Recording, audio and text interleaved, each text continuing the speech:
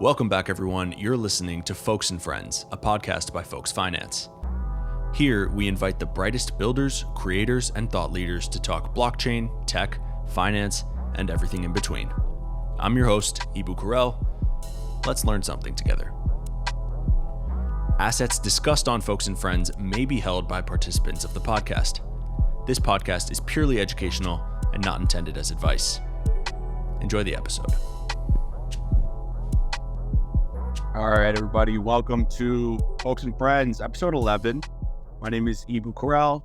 I'm the head of partnerships at Folks Finance, which is the leading DeFi application on Algorand, soon to be the leading DeFi application on every blockchain in the world. We'll see. But yeah, Ibu here with Benedetto, who is reporting to us from Davos, Switzerland, fresh off of winning a nice award. And you can tell us a little bit about that. How are you today, Mark? I am very, very good, Debo. Thanks for the warm intro, and glad to have 0xCerberus with us today, which is going to introduce us to Li.FI, which is our newest partner. But overall, Davos is going very well. Very vibrant side events, Web3s, and as well, of course, someone may have seen on our socials, we won the Crypto 2030 award for top DeFi trendsetters, and was among like 100 competitors. We were selected in top 3 finalists. And then I did the pitch and we won. So that was great. Very good beginning of 2024. Very excited for all the hype that I can feel here in Davos about crypto and blockchain. So it's very good beginning. I can't really complain. The only thing is that this space, I'm doing it from outside, and Davos is pretty fresh, all in snow. But I'm lucky because yesterday was minus 15 Celsius, so today is plus 2. So at least I'm going to survive, but glad to be here. Stay warm, stay safe. Congrats on winning the award, of course. I mean, I'm part of the team, so congrats to the whole Folks team. Great way to start 2024. I'm sure everyone is really happy about that. We do have Cerberus here, like Ben said, who is head of DeFi at Li.FI. And we're saying it correct. Is it Li.FI, Li.FI, Li.FI? I think there's a lot of confusion amongst our team. If you can help us out with that. Yeah, sure. Hey guys, good morning, good afternoon, good evening, wherever you are in the world. We even had debates, internally how we should pronounce this. Theoretically, it should be from linked finance, so Li.FI, but I guess that, for me, when I'm introducing myself as head of DeFi at Li.FI, people are like, head of what, at where? So, yeah. I do like more Li.FI. If I can give my feedback, it sounds like more easy for me to remember. Yeah, for sure. Either way, it's definitely a catchy name, nice and short. Really stands out. We have Cerberus here. We're gonna talk about Li.FI. I'm gonna just call it Li.FI. So we at Folks have recently started working with Li.FI on our cross-chain application. Li.FI is going to be what powers the cross-chain swaps. And we're going to get into a bunch of questions about cross-chain, future of the industry, etc. First, I would love, Cerberus, if you could just give us a little more intro about yourself and then kind of go into what Li.FI is. And then we'll take it from there. Yeah, thanks a lot for having me here, and also congrats on your latest award. You guys deserve that. I really love Folks Finance. Yes, so I'm the head of DeFi for Li.FI. And what about Li.FI? So what do we do? I'll start from some simple terms and then, try to go more into the chain abstraction that we're doing and the whole routing algo that we have. So in very simple terms, we are a multi-chain transaction rail. So think of us as a railway system that facilitates transactions across different blockchains. So we enhance and streamline the user experience within the, ever-expanding DeFi ecosystem. So to enable this multi-chain functionality, we aggregate various fundamental DeFi components necessary to facilitate transactions. So for instance, we aggregate bridges, DAX aggregators, DAXs, chains, solvers, all of them, bringing them together to create. I can't hear anymore. Or if it's just me. Sorry, can you hear me now? Yes, I'm back. Yes, I can. Was hearing there. Can you hear me? Are we good? Yeah. Yes, I can hear everybody now. Great. I'm sorry. I lost you when you was describing the routing between aggregate DEXs and the aggregation of bridges. So you can get it back from there, I guess. Mm-hmm. Sure. So I was saying that, the whole aggregation makes swapping, bridging, and the overall transaction process significantly more user efficient from a UX perspective, and also from a price perspective, which means that it's way more gas efficient. And this allows us to provide the best price guarantee to our comprehensive aggregation algorithm. So I'll just put out, a final point here and give back the mic. So the advantage of LI.FI's approach is manifested in various use cases. So for example, just a few examples, market makers can use LI.FI to rebalance their inventory without needing to rely on a centralized exchange.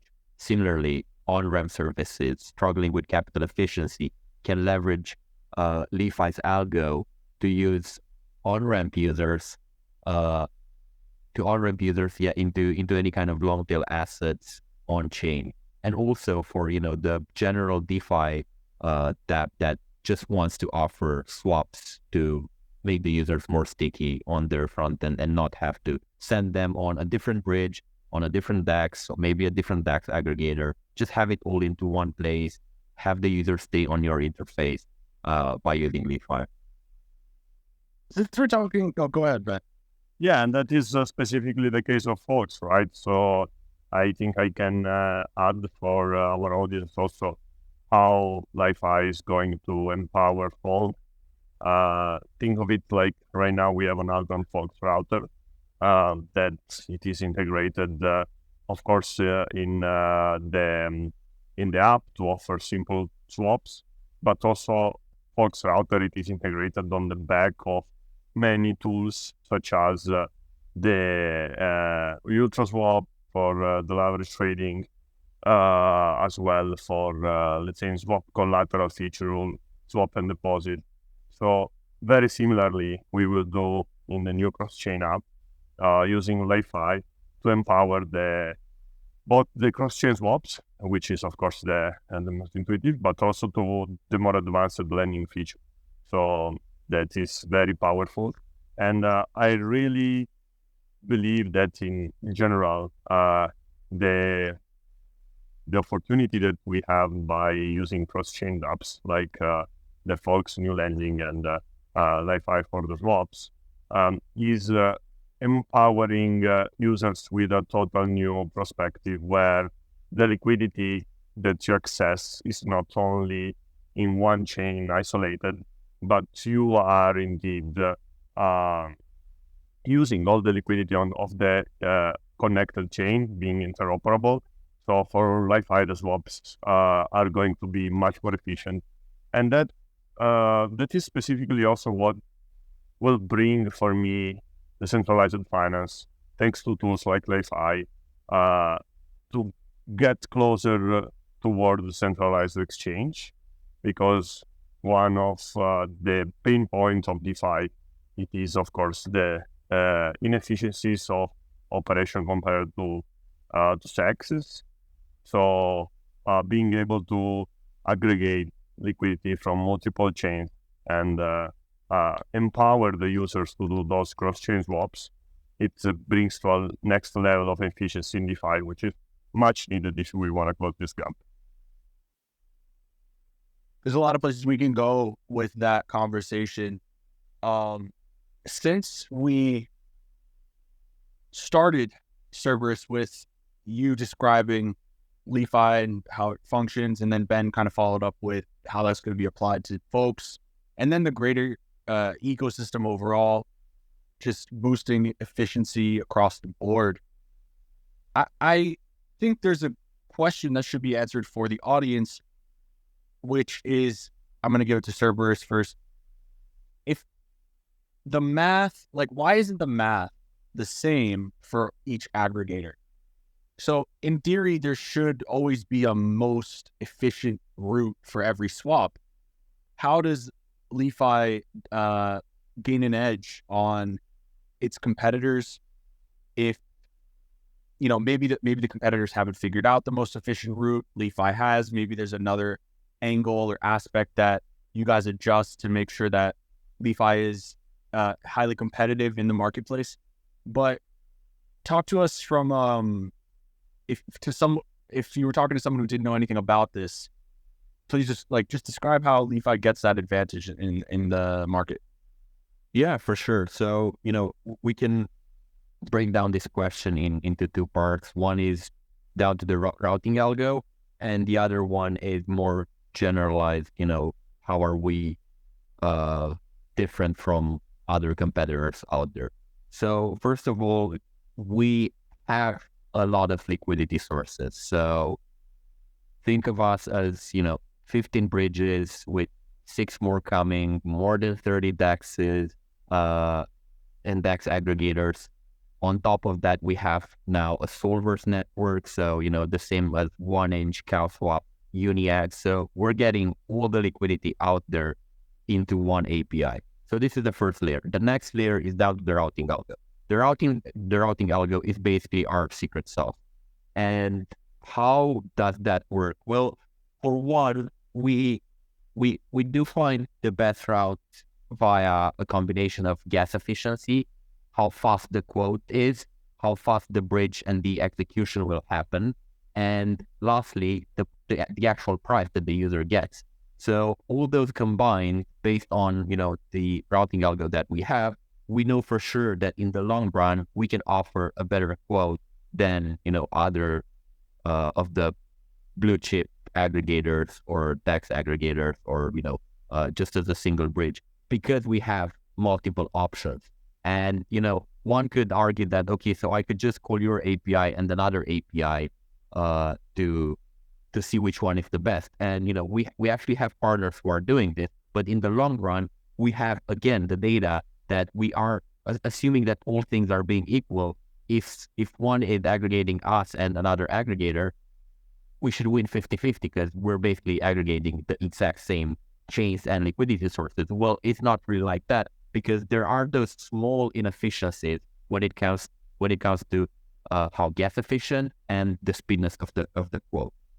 So this is how we differentiate ourselves in those small alphas that we can take from the market and apply them into our routing algo. And in the long run, you know, we just want to win that 1% more, because then 1% more will be, you know, 3, 5, 10 times order of magnitude and get us to, you know, being 80% of the time winner of the route. Just interesting, like those very marginal differences compound over time to create an enormous difference. Yeah, exactly. I have a question. No, wait. I have a question for our guest, because just listening to the last answer, I was imagining how would you foresee the future of liquidity providers? Because, of course, you rely also on the liquidity of the different DEXs on the different chain. But it would be very beautiful if we could have in future pools that are natively cross-chain, so that cross-chain swaps like yours could be even more powerful. Do you think that this is something that is going to happen? Like, it's something that your team have been thinking about? Like, just give me your feedback. Yeah, I mean, this might sound a bit controversial, but this idea of cross-chain pools is a brilliant idea for 2022. I guess I've seen teams that are launching now these ideas that have, started building 2-3 years ago when it was a great idea. But now with intent-based systems and cross-chain solvers, we don't really, I mean, we need them as a core infrastructure into the, greater landscape, but we don't need them as a front end, as a sole front end for just swaps. It's like the chicken and the egg problem. Like, if we have just Uniswap and everyone is using Uniswap, that's great. But if we have, dozens of UniV2 clones, then which one are we using? Because we don't know which one is the most efficient. So that's when, an aggregator and a solver comes in. And for us, we have not started to work with the same solvers that, CowSwap and 1inch, Fusion and UniX is working. And, the industry is going into that direction, that solvers will become multi-chain, and they are becoming multi-chain. For one, because, they will be able to rebalance on multiple chains, which is not anything new. And the other one is that they will be able to rebalance via centralized liquidity sources, which I know goes, kind of against the ethos of this whole industry. But in the end, given that everything is permissionless and we just want to offer and cater to the end user, I don't think that in the long run, it's really a problem. But I'm actually curious, on what you guys think about this. I think your point of view makes a lot of sense. Maybe, I don't know actually if exists already an aggregator that does that. But it would be cool to have automated liquidity provision between different exchange dexes on different chains by using underlying bridge. So let's say if I know that on a chain there is a pair of ETH and Bitcoin with a certain APR, later on it could automatically be switching on another chain, on another DEX with the same underlying asset, right? That would be cool in terms of efficiencies for the liquidity providers in terms of yield. It wouldn't change much in terms of swaps from your side as a swap provider, but I think for the liquidity providers and stuff, that would increase the revenue. But I don't know if as up to today exists any cross-chain aggregator that does that. Going off that idea, Ben, I think it is a solid idea, because if we back up and think about what the intention of a product like that would be, let's say, for example, I had a bunch of Ethereum and all I wanted to do over the next 6 months was grow the amount of Ethereum I have. Now, it would be amazing if there was some type of protocol or app which kind of does all the cross-chain pooling and adjustment of the position on the back end if you want it to. And all you got to kind of tell it is, I just want to grow my ETH. And it'll kind of bounce your capital around to the most efficient places in multiple ecosystems. Is that kind of comparable to what you were describing? Yep.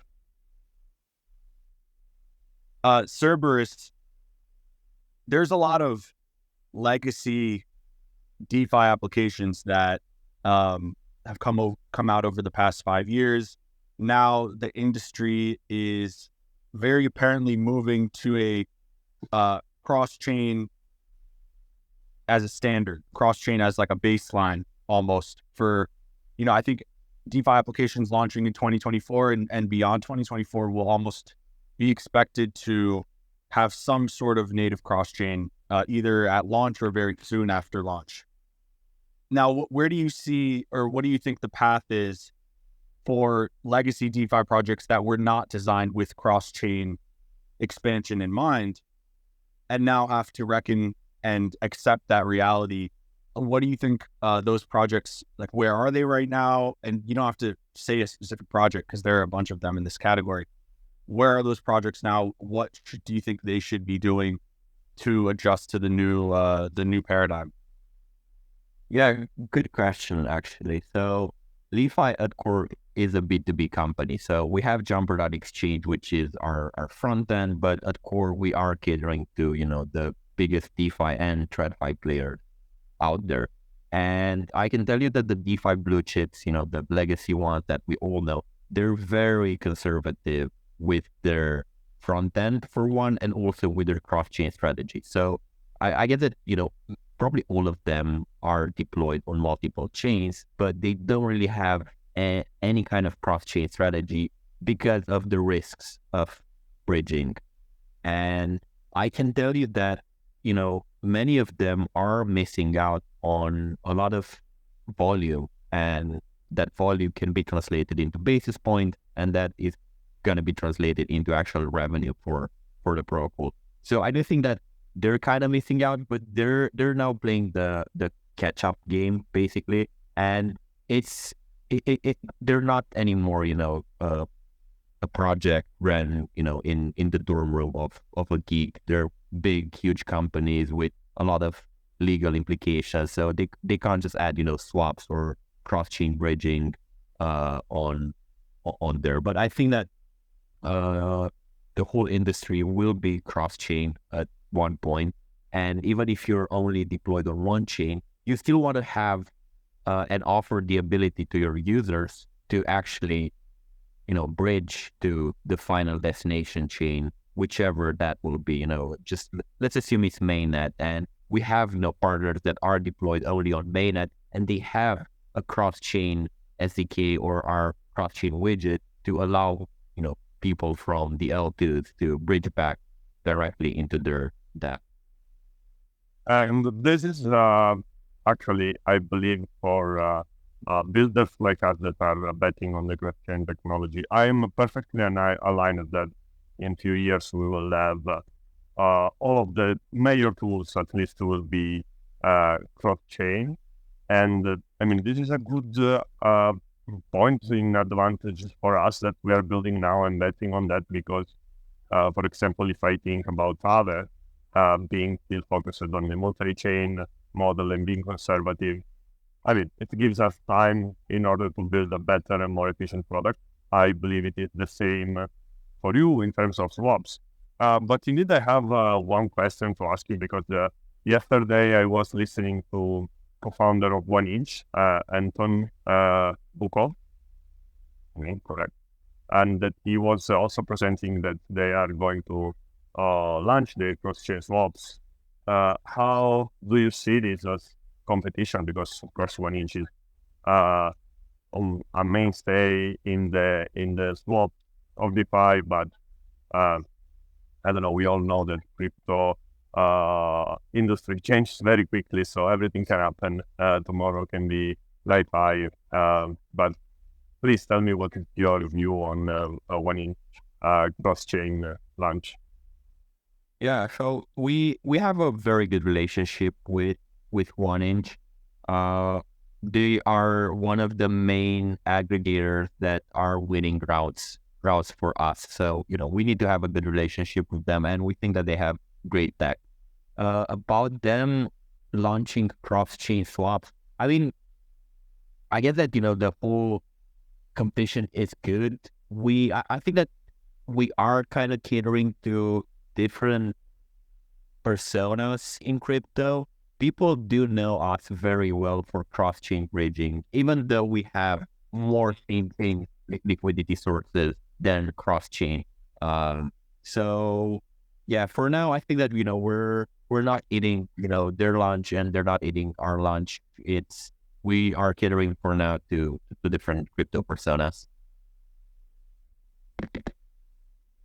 Where do you think that a company that went into the multi-chain model, they're almost kind of stuck in the middle now between the new cross-chain standard and the single-chain standard?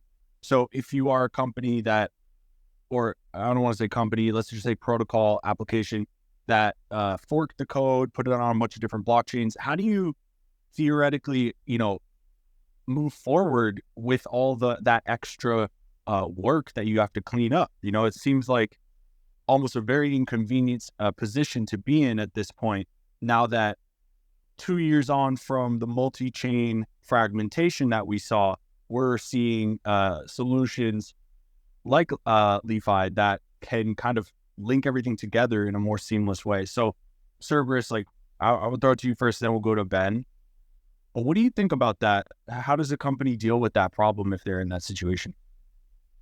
I guess that this comes back to the whole debate of cross-chain versus multi-chain and how, each of the camps defines those.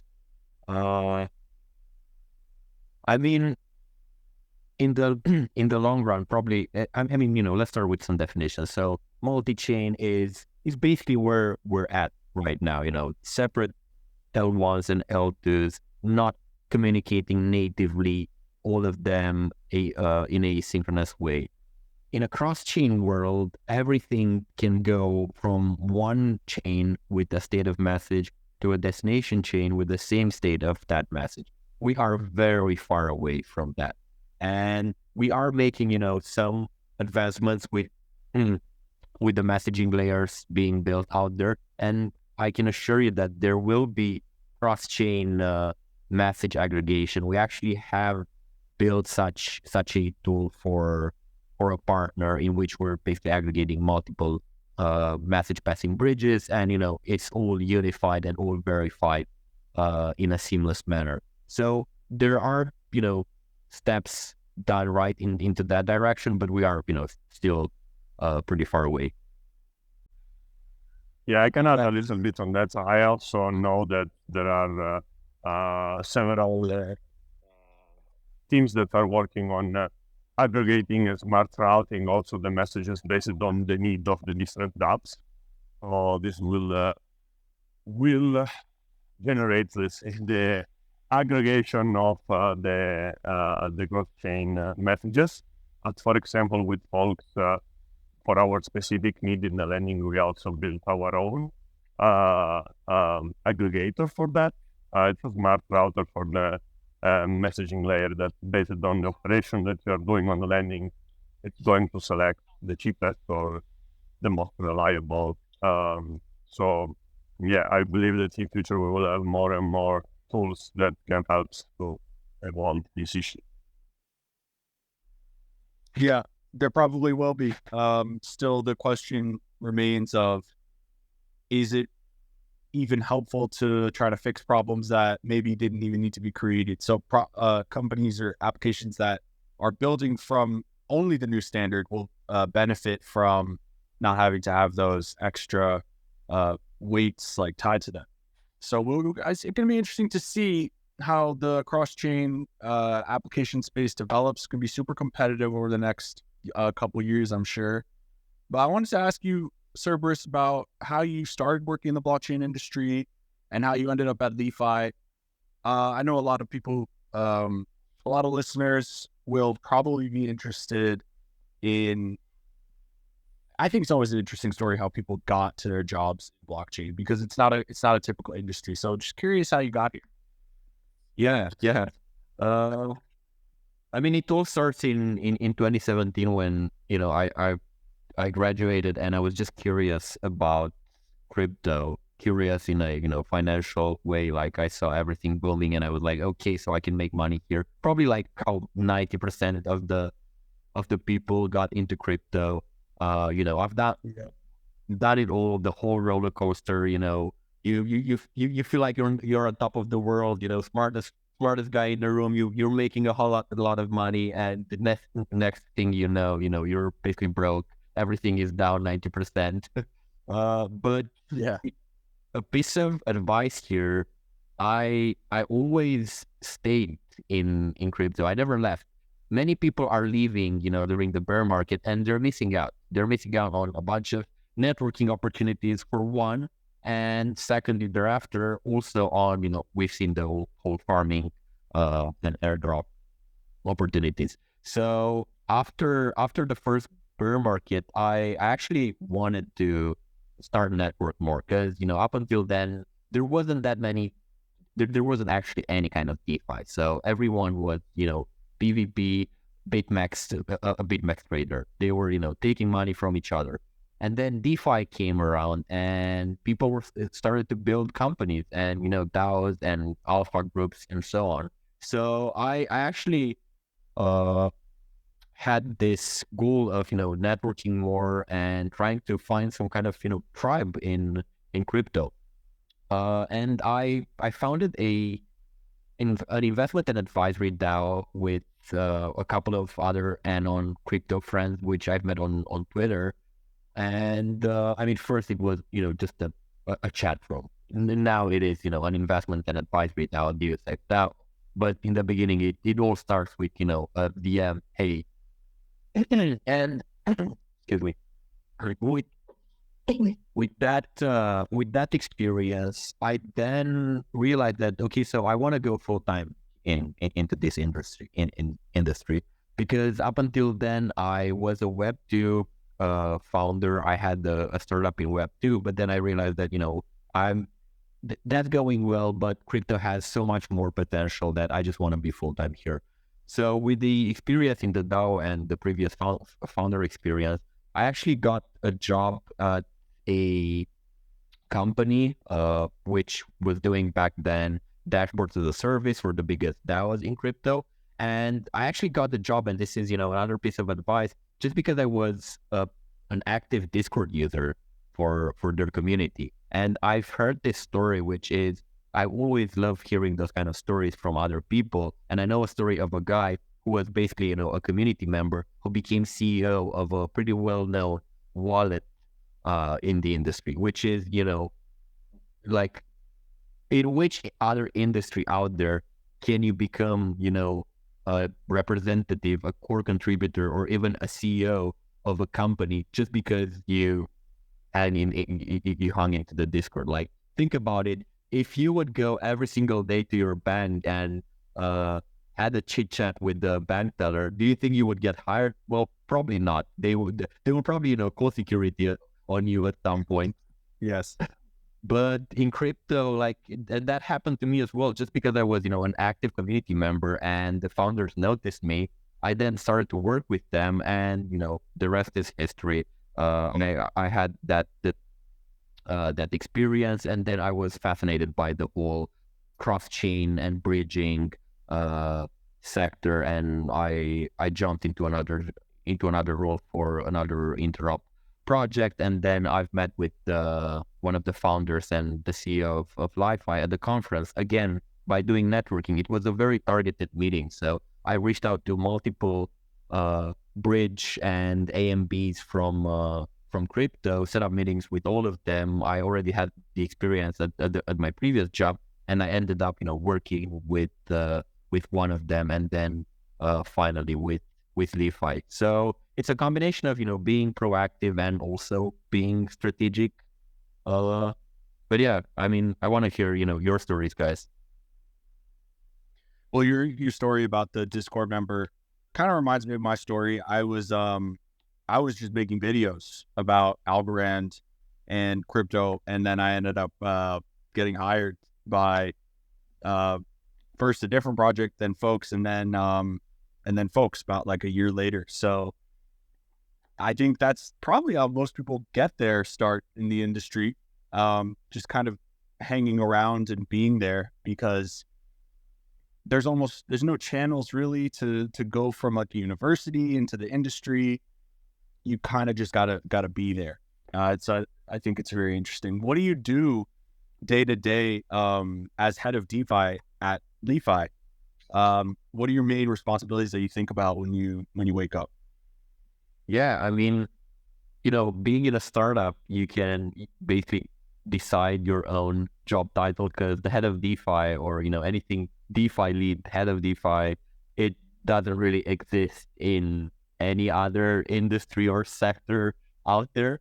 So it's, in more traditional terms, I guess that it would be head of BD, but I've seen other head of DeFis who would consider them head of product in crypto. So for me at LI.FI is more to stay as the head of BD or head of sales because we are a B2B company. So that means that, I'm managing all the B2B DeFi partners, catering to their needs for one, and also the strategic planning around our DeFi strategy because, we have quite an extensive roadmap that we have to execute. And our roadmap is, it is being driven by user and client demand. So whatever the client or the users want, that then we have to go into that direction. And, as me being the closest to the whole DeFi community and DeFi partners that we have, I have to evaluate also the next steps that are most suited for us to go to. Sorry, my mic was off. So do you disagree with the philosophy that was popularized by Steve Jobs, which is that, the people don't know what they want, or even Henry Ford, he said, if you asked a customer what they wanted, they would have said a faster horse. So you disagree with that? Like you said, you try to listen to the community, and I'm not saying that anything is right or wrong, but just more, if you could explain why you find it more valuable to listen to community than come up with a brand new idea that no one's ever thought of before and try to basically build it and show it to people, say, here, this is way better than what you thought you wanted. Where do you lie on that scale? It's a good question. So if we're being very practical for us, and what I meant here is that our core product is aggregation. That's our sole focus. And when I say that we're user and client driven, I mainly say about new liquidity sources, specifically new chains. So we are kind of playing the guessing game, which chain will be the new hottest and most shiny one. But we don't want to bet on, more on exotic non-EVM chains because it's a lot of work for us to go to a non-EVM chain. And, the base chain is probably a very good example that we were, among the first to base, but we weren't, the first tax aggregator there. So, that means that we had to see all the huge hundreds of millions of inflows in the first 24 hours to realize that, hey, this is on our roadmap, by next week, but we needed it this, last week. So based on that, we had to adjust and, be aggressive with that to ship the base chain faster in order to get those volumes and cater to the users. Right. Your business almost relies on being ahead of the ball. Yeah, exactly. And, sometimes I joke with my team that, we're basically just the average DeFi crypto Twitter farmer, trying to find out which is the new hottest chain out there. Almost, but then you're flipping it in a way, because I get what you're saying, but then you guys are providing the infrastructure that all the farmers will end up using on some level, which I think is just an interesting parallel. Yeah, exactly. What are some of the what are some of the less obvious implementations of swaps which you think should or could be more widely adopted in crypto? I wrote this question down to the audience before the space. I don't know if you had a chance to think about this because it wasn't the easiest question, but we see swaps, clearly very popular between tokens. For payments, they can be used. But as you interact with swaps, often on a day-to-day basis, have you seen or thought of any cool potential use cases of a DEX aggregator that you think not many people are really tapping into yet? Yeah, for sure. So I'm so close to this, and I actually have the answer, which I truly believe that this is the right answer at this point. And, this is some sort of prediction, but the answer would be ZApps or cross-chain contract pools. So ZApps and cross-chain contract pools are basically the same thing. Is that you allow the user to call the contract on the final destination chain, or if it's the same chain or on the same chain, by interacting with the contract. So what does this mean? It basically means that you can start from chain A and end up on chain B directly into a pool, or you can LP with 2 tokens from Matic on Polygon into a, I don't know, 3 curve yearn finance pool, all into one transaction. And this is something that the industry and all DeFi start to realize, that this is actually very good user experience. And this is where I think, the next 6 months we'll see a lot of, one click LP here, one click mint, whatever LSD that is the hottest one in the market. Definitely agree. I definitely think that's it's just the logical, one of the next logical steps. Things will just start to get compressed, right? Like a lot of things that were difficult, takes many steps, will just become a one-click solution. I think I'm excited to see how different projects interact with that and expand their composability. Yeah, exactly. So what's on L.I.FI's roadmap for 2024? As we start to wrap it up, I want to give you the chance to tell the audience about what you guys are planning. Yeah, sure. So on our roadmap, so we just shipped a Solver's network. So this is exactly what allows us to have native cross-chain contract calls and same-chain contract calls within our SDK and our widget. So now users can basically swap into yield-bearing tokens into on Jumper. The other one, which is a big one, is Solana. So we have a partnership with Phantom Wallet, which is great, and we want to roll out Solana fully to all our partners available to Jumper, so that anyone can use this and anyone can bridge and swap to and on Solana.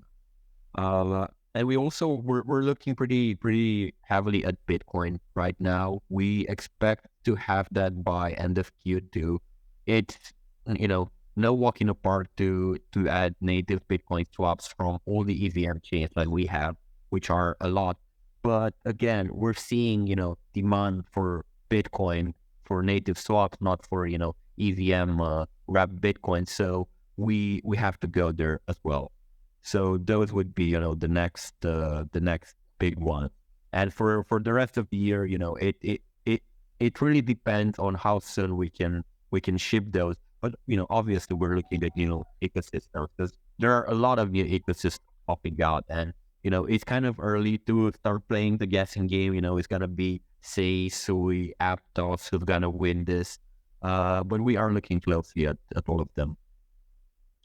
Right, as a protocol that lies in between chains, it must feel somewhat like an advantageous position, because as the industry evolves, as chains become, new chains come out with new capabilities, a lot of action happens in the blockchain world, but the cross-chain protocols can almost sit a level above it or below it, not really as affected by all the turbulence that might occur within.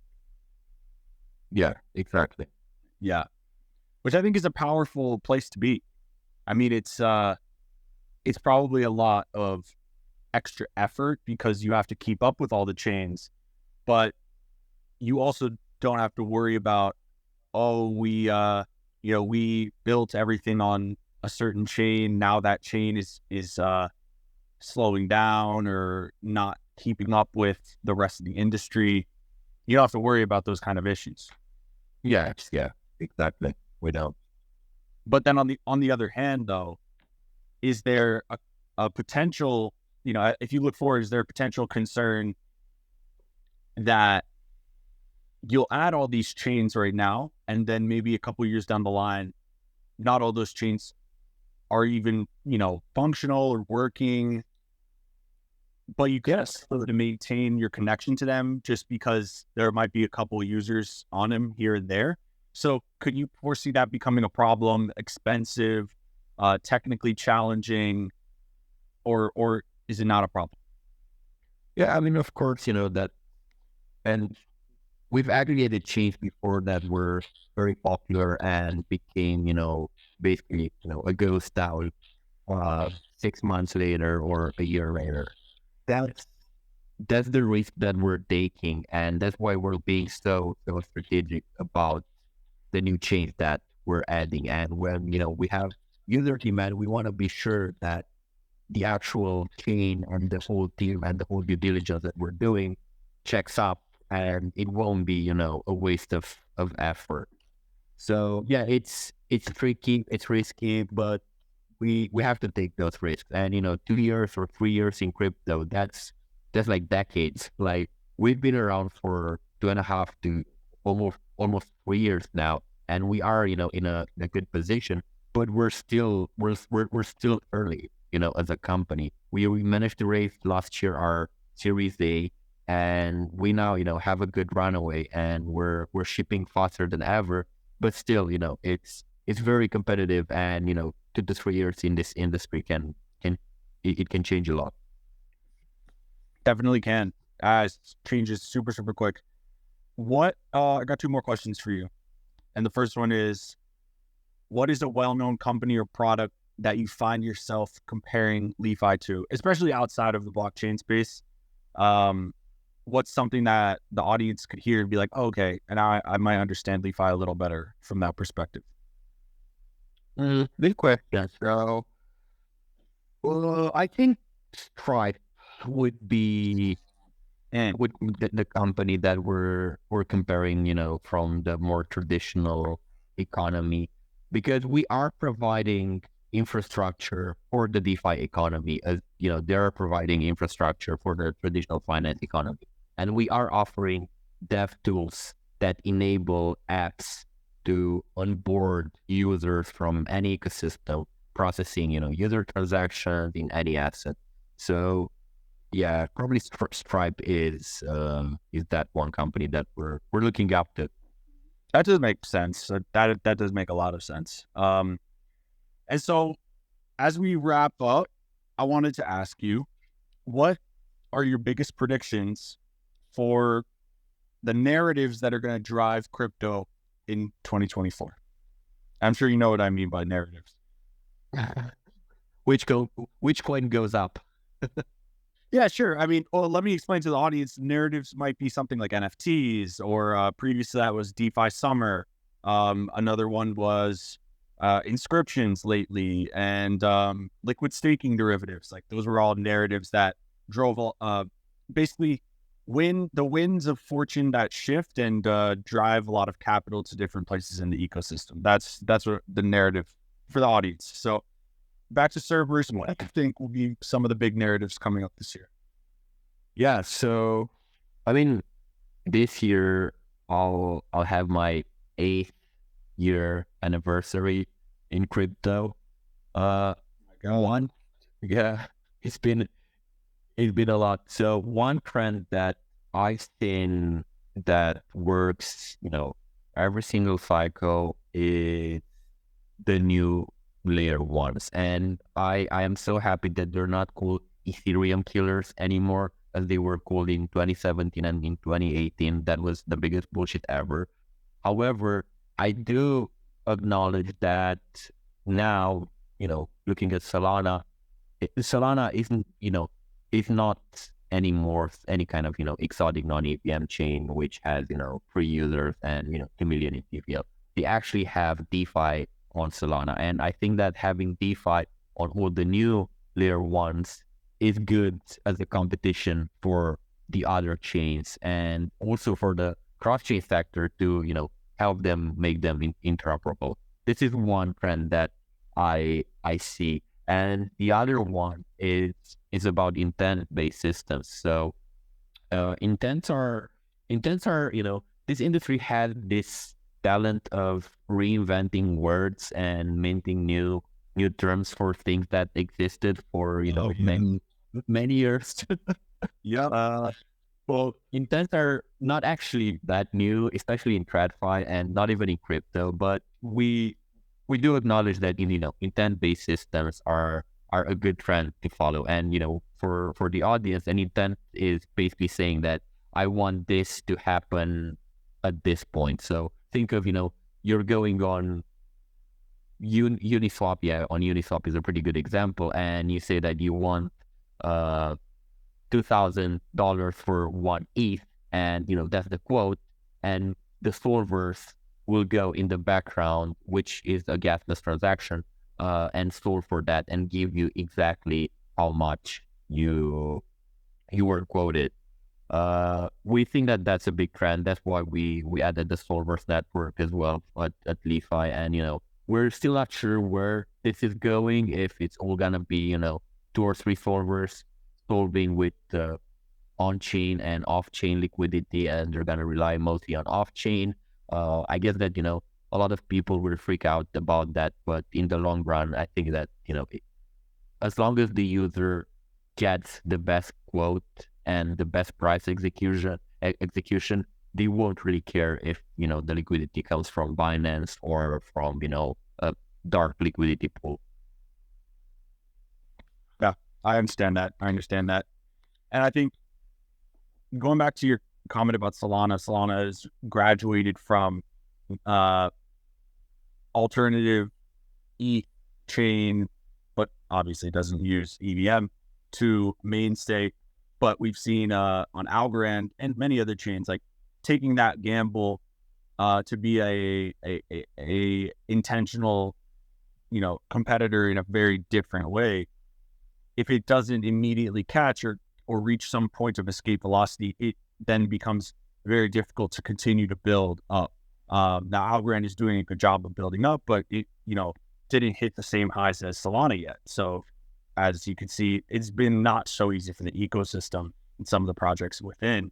I think we could see potentially similar reactions to the 100%. You just need a good meme, as Solana had in the last cycle. I mean, okay, let's be frank, they had a pretty good market maker. Yeah, I mean, good. Yeah, I wouldn't define good as good, but a powerful one. Oh yeah, you said powerful. Yeah, I said powerful too. We said same exact time. We said that at the same time. That's crazy.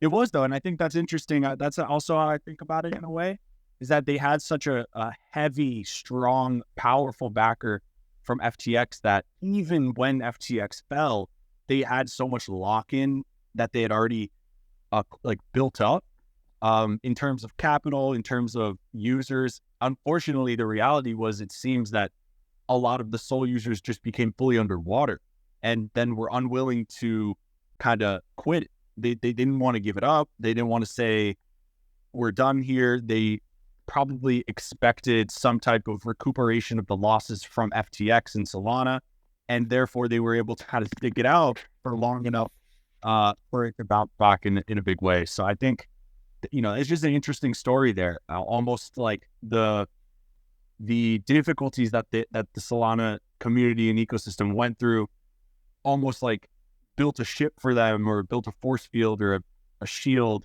that protects them now from a huge amount of extra bullshit, for lack of a better term. Anyway, I want to say thank you so much. I want to say thank you so much for coming. I just got a message from Cerberus saying that he lost the connection here. So just going to wrap up. Thank you everybody for coming to this, folks and friends. I apologize for the anticlimactic ending. Seems like spaces are, we have him back now. So Cerberus, I hope you can hear me. We're just wrapping up the space. I was apologizing to the audience because spaces seem to be a bit glitchy today. Thanks everyone for listening. If you want to listen from the beginning or you want to listen to more Folks and Friends episodes, check out the YouTube channel, Folks Finance YouTube channel. It's also on Spotify, Apple Music, or almost anywhere else that you can listen to podcasts. Go check out go follow Cerberus, go follow Li.FI on Twitter, and keep up with what they're doing. Any closing statements for us, Cerberus? Thanks a lot for hosting this. This was great. Very insightful conversation. And I guess I'll see you in the Discord. And whenever you need any kind of opinion or whatever you want to talk cross changes, hit me up. My DMs are open always. Thanks a lot, guys. Hit them up for the information, y'all. Thank you so much for joining. It was super cool. Yeah, I loved this conversation. I learned a lot. Everybody stay tuned to Folks Finance social channels. Follow Benedetto, follow me, follow Cerberus. Keep up to date. That's how you win in this industry. And yeah, we'll see you next time. Bye, everyone. Thanks. Bye. Have a good evening.